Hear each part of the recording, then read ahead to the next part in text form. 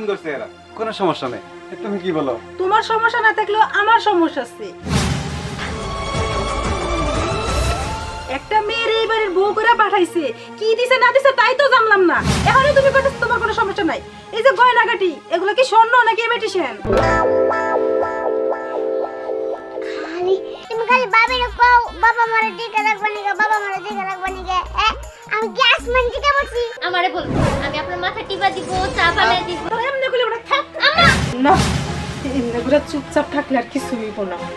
এই বান্দির বাচ্চা আমার সংসারের সবকিছু দখল করে নিচ্ছে।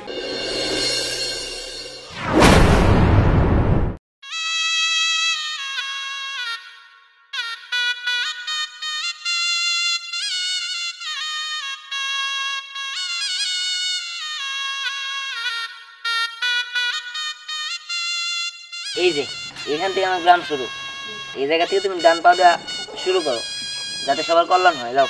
ঠিক আছে।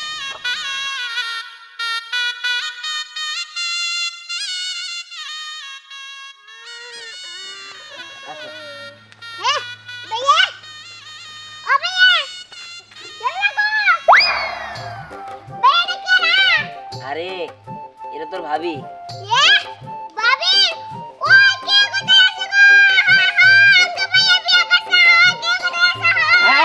কি হইছে? হ্যাঁ এই দোস্ত, তুই বিয়ে করছস, একটা কথা আমাকে কইলি না? আরে দোস্ত, হুড়াট করে বিয়ে করছিস তো, তার কারণে। হ্যাঁ দোস্ত, ভাবি তো সুন্দরী আছে। হ্যাঁ দোস্ত, যাই কষে তাই কষ, আমাকে কিন্তু দাওয়াত খাইতে হবো। আরে দোস্ত, হুড়াট বিয়ে করছে তো, এত করে কারো কিছু কইতে পারি না। দাওয়াত তো খাওয়ামই, দাওয়াত যদি করি তাহলে খাওয়ামনি। দিহান, এটা তুই কেমন কাজ করলি? তুই যে বিয়ে করবি, একটাবার আমারে জানালে কি হইতো? দাওয়াত না খাইতে পারতাম, তোর বিয়েতে তুই একটু যাইতে পারতাম, মজা করতে পারতাম। আরে আমি তো কইতাছি যে আমি হুটহাট করে বিয়ে করছি, আমি তোকে জানামু কেমনে করে? হ্যাঁ দেখ গা, তোরা যেহেতু জানাই গেছিস গা, তোকে দাওয়াত আমি খাওয়ামনি এক্সট্রা করে, ঠিক আছে? আই ঠিক আছে, কোনো সমস্যা নাই। ওই লাবণ্য শোন, আজকে দিহানের বাসর ঘর আমরা তিনজন মিলে সাজামু। আরে ওলে ঝগড়া করার দরকার নাই, এবার চল। হ্যাঁ হ্যাঁ, চল চল চল চল চল।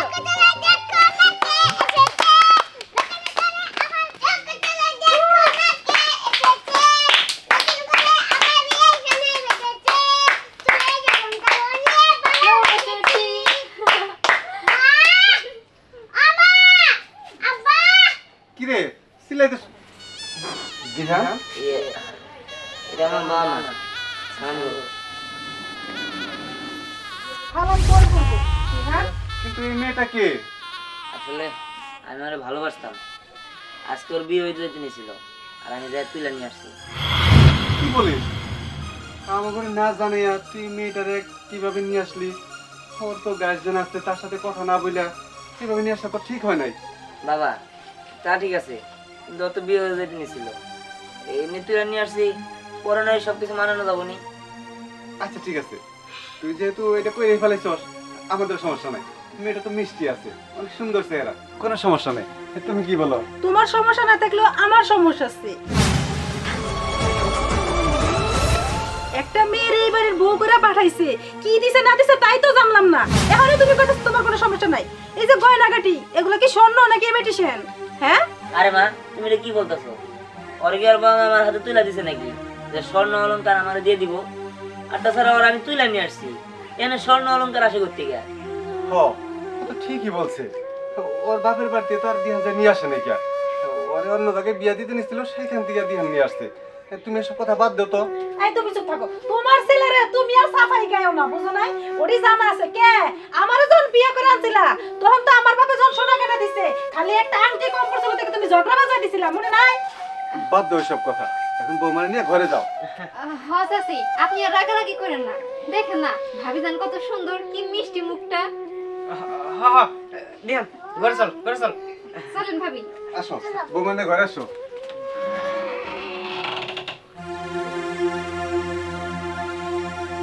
আল্লাহ জানে এই মেয়েটা যে কেমন হইব, খোলাই তো না জানে বিয়ে করে নিয়ে আইছে। এখন কি করা যায়?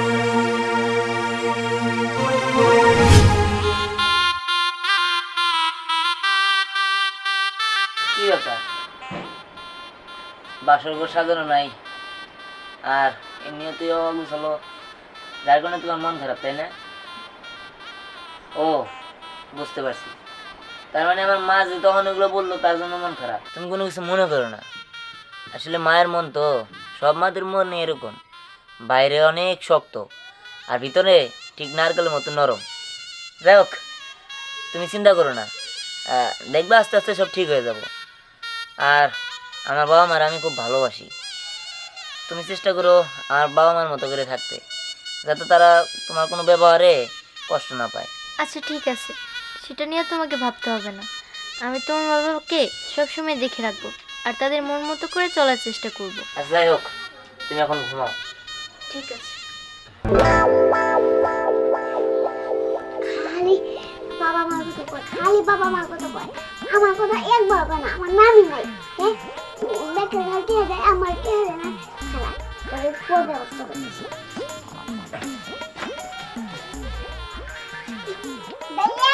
এই তুই জায়গায়, তুই জায়গায় আমি এই জায়গায় হিরা করে খাও।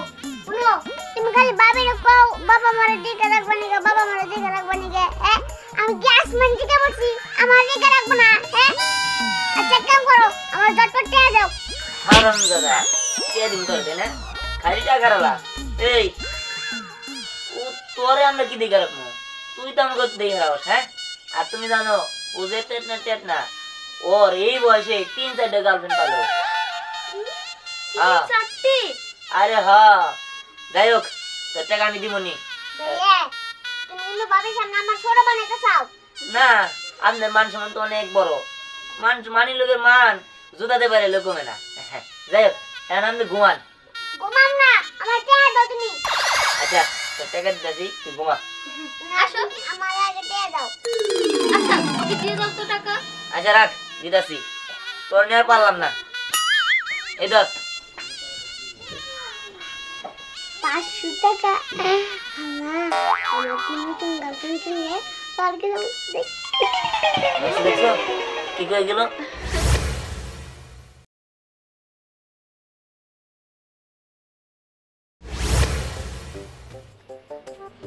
চল মাঠে যে কাজটা শেষ করে আসি। হ্যাঁ হ্যাঁ চলো। কি ব্যাপার আব্বা, আপনারা এত সকাল সকাল কই যাইতেছে? বৌমা চকে যাইতাছি, চকে একটু কাজ আছে, কাজটা সেরে আসি গা। কাজ করতে যাইতেছেন, খায়া যাবেন না? কি বলো বৌমা, খাইয়া যাবো মানে এখনই কে? চোখের কাজটা সেরে এসে খাইয়া যায়। আরে না না, তাহলে তো খাইতে খাইতে অনেক দেরি হয়ে যাব।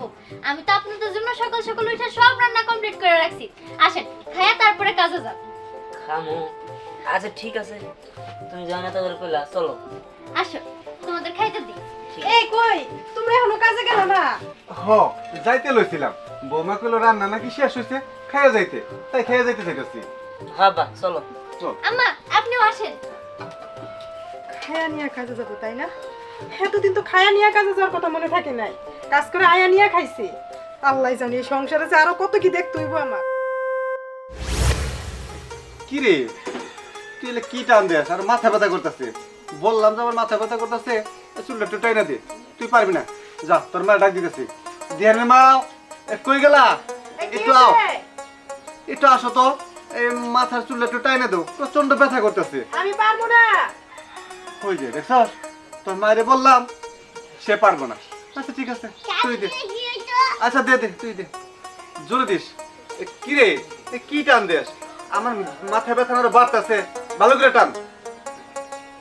না না, তোর কিচ্ছু হবো না, এই ছোট্ট একটা কাজ দিচ্ছি তাও পারস না। যা, তোর দরকার নাই, ভালো করে টাইনা দিতে বলতেছি। দে আমনি দে। এই যে এখন পারতাছস, এখন কত সুন্দর করে পারতেছে। ধমক দিলে তুই কোনো কিচ্ছু পারস না। এখন ফাইন হইতেছে, আরাম লাগতেছে।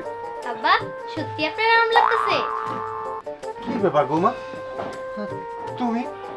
আমি তো তোমারে দিতে বলি নাই, সম্রাটকে বলছিলাম।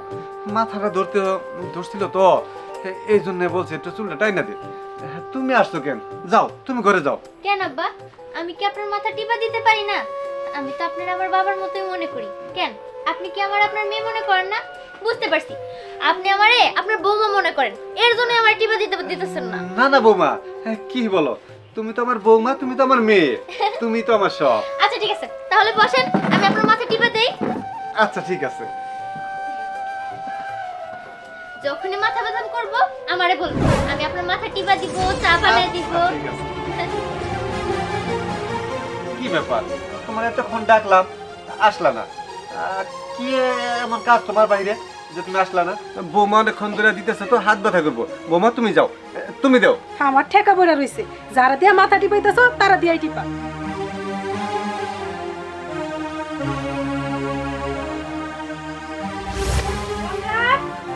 এই সম্রাট, না এই পোলাটা কোচিং এ যাওয়ার সময় হইলে কই জানি জায়গা।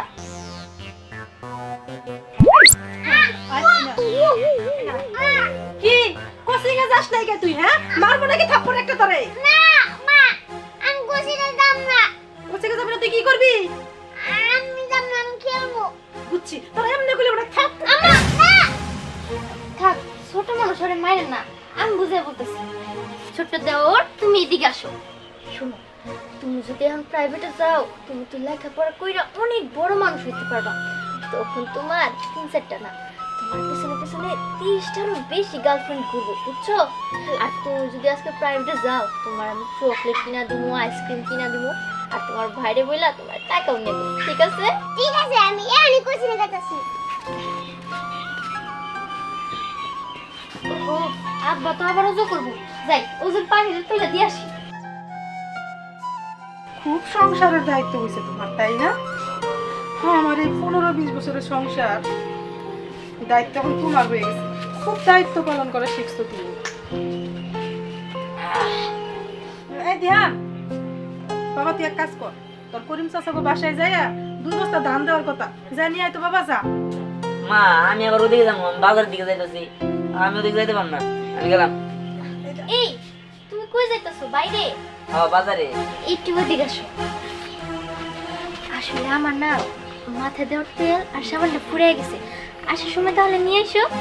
ও এই বিষয়, আচ্ছা আচ্ছা, আর তাহলে আসার সময় নিয়ে আসবো, তুমি চিন্তা করো না, যাও। আচ্ছা ঠিক আছে, দেখে শুনে যাও। না, এমনি চুপচাপ থাকলে আর কিছু হইব না। এই বান্দির বাচ্চা আমার সংসারের সবকিছু দখল করে নিচ্ছে। প্রথমে আমার ছেলে, তারপরে আমার স্বামী, শেষ পর্যন্ত আমার ছোট ছেলেটারও হাত করছে। বিহিত না কইরা